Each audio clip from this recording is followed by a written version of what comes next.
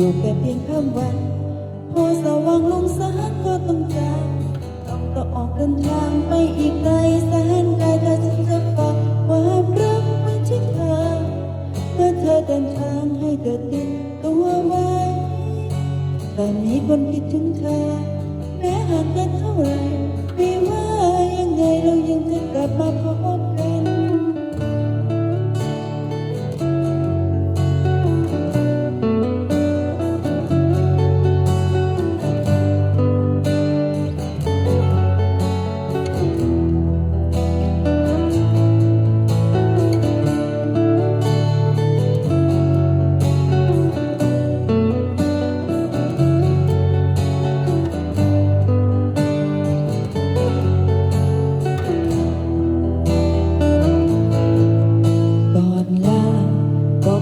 ได้ไหมไม่ว่าไกลเท่าไรเรายังจะคิดถึงกันแค่เพียงคำรักแต่ใจไม่เลิกลาไม่ว่า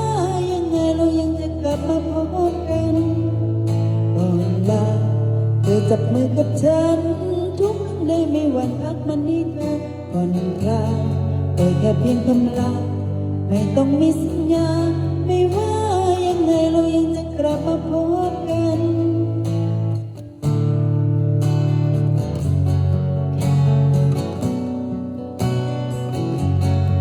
แค่เพียงคำลาสักวันจะกลับมาไม่ว่ายังไงเรายังจะกลับมาพบกันก่อนลาเราเป็นเพื่อนกันแล้วไม่ว่านานเท่าไรยังไงก็เป็นเพื่อนกันแค่เพียงคำลาพบกับคืนนิทานไม่ว่ายังไงเรายังจะกลับมาพบกัน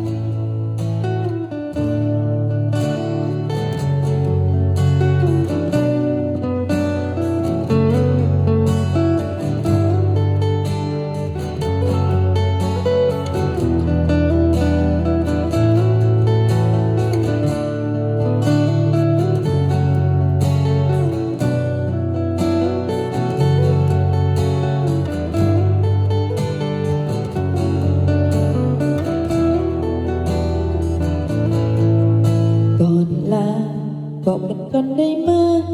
ไม่ว่าไกลเท่าไรเรายังจะคิดถึงกันแค่เพียงคำลาแต่ใจไม่ลาลาไม่ว่ายังไงเรายังจะกลับมาพบกันก่อนลาเธอจับมือกับฉันทุกครั้งได้ไม่หวั่นพักมันให้เธอผ่อนคลายแค่เพียงคำลาไม่ต้องมีสัญญาไม่ว่ายังไงเรายังจะกลับมาพบกันก่อนลาก่อนจะผ่านคืนนี้